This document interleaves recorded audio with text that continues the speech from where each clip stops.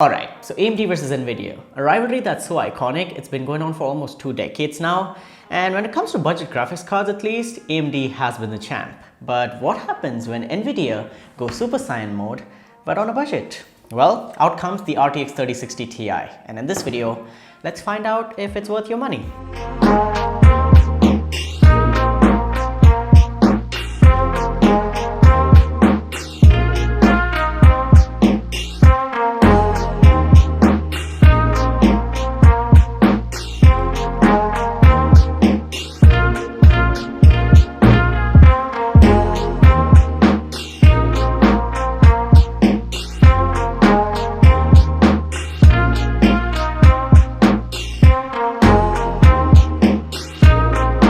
Alright folks, this is the RTX 3060 Ti and specifically we have the Galax RTX 3060 Ti EX edition. It's available in a bunch of colors and a few designs, but for the most part this is an RTX 3060 Ti. You can get one from basically every brand, so MSI, Asus, Zotac, whichever you prefer. But in this video we're going to be reviewing the RTX 3060 Ti from Galax, and huge thanks to PCstudio.in for letting me have this card for review. And this video should be your one-stop shop for the RTX 3060 Ti. We're going to be talking about the design and build quality of this card, the technical specifications, the acoustics, the thermals, and towards the end we'll talk about the gaming benchmarks and how this performs when it comes to games, synthetic benchmarks, as well as editing and live streaming. So this should be everything you need to know about the RTX 3060 Ti. But before we get to the video itself, if you're new around here, consider subbing to the channel as well as dropping a like to this video and joining our Discord server. But with that being said, let's get started. Alright, so starting off with the design and build quality of this card, this is a big improvement from previous Galax cards in my opinion. Like, there is a metal backplate which is cool to the touch and feels really nice. I really like the design as well, and it feels sturdy. It's like a solid metal backplate, and even the front is made out of plastic, but there's some metal accents as well as the plastic itself is really nice quality. It's not feeling cheap. I feel this card is premium. And talking about the design, towards the front you have these really nice gamery accents, as well as two fans that are RGB, so you can change the colors as well as effects. And these fans are 102 millimeters each, which is an improvement from the usual traditional 90 millimeter fan that you have on graphics cards. So these 102 millimeter fans also have 11 blades, which Galax is calling them wings. But again, in simple words, more surface area, that means better airflow. And these also have the fan stop technology, which means that let's say your graphic card is not under load, this will not spin and just stay silent.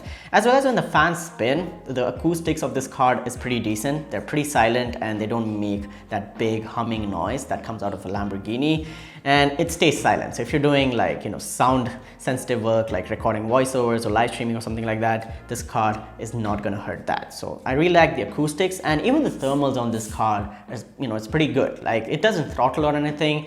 It does heat up, and if you touch it you might feel it's overheating, but I feel like the cooling design that Galax has gone for is pretty good. Like, it's a beefy cooling design, and I can see two beefy heat sinks as well. So in my opinion, at the end of the day, this should get the job done even if you're doing some decent overclocking. Talking about overclocking, another highlight feature of this Galax EX edition is going to be the one-click OC feature. So using their Extreme Tuner software, which you can download, I'll leave a link down below, you can overclock this card from 1695 MHz boost clock to 1710 MHz boost clock with just one single click. So that in my opinion is really nice. You don't have to fiddle around with custom fan curves or changing the voltage of the card itself. Just do a single click and it'll increase your performance. So that's a really nice way to get some extra FPS in your games and stuff like that. And talking about FPS, talking about the specifications of this card, any RTX 3060 Ti, regardless of the brand, will come with 8GB of GDDR6 memory, and that's going to be on a 256-bit memory interface. You will also have 4864 CUDA cores, as well as a 14 gigabits per second memory speed and a 448 gigabytes per second memory bandwidth, which is absolutely bonkers for a card that costs $400. So that's that. And talking about the other technical requirements, it is going to require a 550 watt power supply or the bare minimums. I'd suggest get a little more than that, maybe 600 or 650 watts, just in case the card needs some extra juice. And when you're overclocking and stuff like that, I'd say just get something that's above 550 watts, and there should be no problem after that. And to power this card, you'll also need a single 8-pin PCI power connector, which in my opinion is not a big deal. Like, basic power supplies also have it, so you shouldn't be worrying about that. Now talking about I/O on this card, you've got 3 display ports and 1 HDMI, so that's pretty much the traditional I/O that you get on higher end cards like this. And it's also PCI 4.0 supported, and this is going to have 2nd generation ray tracing cores as well as 3rd generation tensor cores, and it supports Nvidia DLSS, Vulkan's RT API, as well as it's VR ready. Although not a lot of people use VR these days, it is VR ready. So if you're into that, if you have a headset and you play a bunch of games, this is going to be able to do that as well.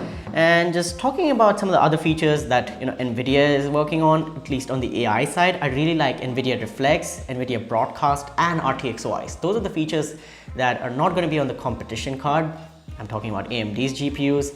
And just talking about raw performance numbers, the RTX 3060 Ti is faster than last year's RTX 2080 Super, so that's amazing. And in terms of raw ray tracing performance, it also beats AMD 6800, which is a $570 card. So this little guy is packing a punch for itself. Now, obviously, you're not going to be finding this for $400 anywhere, and even in India, you should be getting it upwards of 40,000 rupees. You can buy this at pcstudio.in for 41,000 rupees, and that's the cheapest price that I found online, and I recommend it. That's going to be the best place you can buy it at, and you have free all over India shipping, so there's no issues about that. But you can also purchase this on Amazon and from other retailers. That's going to be your choice. Talking about performance, in terms of gaming, in my opinion, you should be able to max out any games at 1080p that's out there right now. Also 1440p medium settings gameplay is possible, and you'll be getting a really nice frame rate. And in terms of 4K, you can go to entry-level 4K on this card, and it is possible, but you'll have to play around with the settings a little bit. Now talking about esports gaming, if you have a 165Hz, a 240Hz, or even a 144Hz monitor, it should be no problem. You can play games like Valorant, CSGO, League of Legends, World of Warcraft, Team Fortress 2, Minecraft, or whatever it is, PUBG, Fortnite, the games that you really like playing and that don't take a lot of power, you should be able to crank out 200 plus FPS, no problem, depending upon the settings you play at. Now, if those games do support RTX, yes, you'll have to tinker around with the resolution and settings a little bit just to get the desired FPS according to the monitor's refresh rate. But talking about RTX, there's another thing that AMD is not really good at. And if you're even a little bit into RTX, and if that high quality matters to you, Nvidia is the way to go. And most of the games now that are coming out now are going to be supporting RTX, and you can use that feature on this card and get that high fidelity, that high quality out of the game itself. You can see those reflections, see those extra details that you wouldn't see otherwise if you were using a non-RTX card. So that's that. And just talking about editing and live streaming, I think you can edit 4K videos no problem, and live streaming is going to be really nice as well, because you have Nvidia's broadcast feature as well as the NVENC encoder that's going to take off all the load from your CPU, and all the processing happens inside this little guy, and you should be able to get really nice performance on Twitch as well as YouTube at 1080p 60 FPS, a really good bitrate at a really good quality. So your gameplay is going to be smooth. Now let's get to the part that all of you are here for. So here are the system specs that we used to test this graphic card, and enjoy the benchmarks.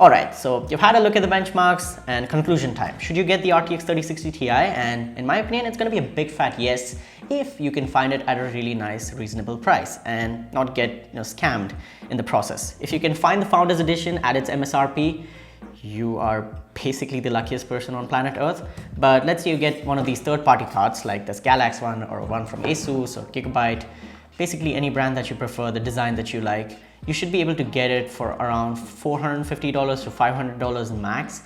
Anything above that is kind of a rip-off. Maybe if it's like really nice and there's good overclocking headroom, you could pay $550.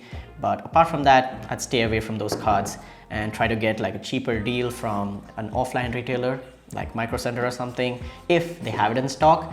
But apart from that, pricing and stock issue aside, like, this is a really nice card and I totally recommend it. And that's gonna be it, guys. If you want to buy this from Amazon or some of the other sites and help the channel out, go ahead and click the link in the description down below. But apart from that, that's been it, guys. That's been my RTX 3060 Ti review. I hope it was helpful. I hope you guys enjoyed, and if you did, then go ahead and smash the like button, as well as let me know in the comments down below. Are you gonna get this? What's your current build? What GPU do you use? And what GPU are you excited for? Are you looking forward to the 3060 as well as the 3050 that Nvidia is announcing? And apart from that, there's some really nice cool content coming up in the future, so stay tuned for that. Subscribe to the channel, hit the notification bell so you don't miss out on future uploads. My name has been Yusuf. You guys have been awesome. Stay awesome, keep smiling, and I'll catch you guys in the next one. Peace out. And we've been working hard, so if you hating hard, it's a loss, you can fall back. Yeah, I swear I'm in my zone. The top is where I'm going. When I'm there, I'm wanting all that. Yeah, and I just want it all. And I just want it all. And I just want all that. Yeah.